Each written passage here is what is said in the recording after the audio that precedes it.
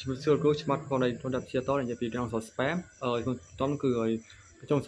រចេញ3ផ្នែកគឺ Sigmat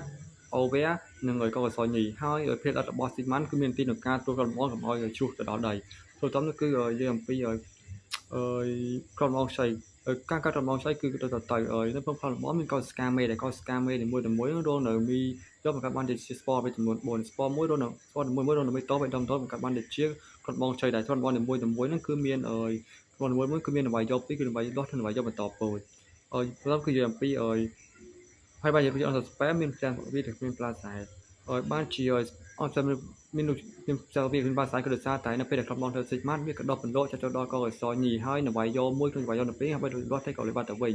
សនវាយយកមួយទៀតនេះគឺបាននៅមានយកបង្កើតបានជា spam ទៅវាមានផ្លាសែហ្នឹងតំនិយាយពីការក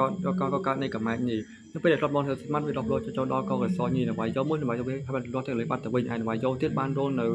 មានយកបង្កើតបានជា spam ទៅទីផ្លាសែនៅពេលដែលកំពុងនាំបាននៅថងបៃយ៉ងវាក៏មានបាត់មួយកន្លងគឺតែតោះនេះមួយបានទៅលេខបានទៅលេខជាមួយនឹងបាយចុះភ្លាមក៏បានជា update ទី2 Pro 8ដែលជា line ទៅ5របស់សាប់អំពីយ៉ងឯ spam តោះទៀតបានទៅក៏កំណើតជាមួយនឹង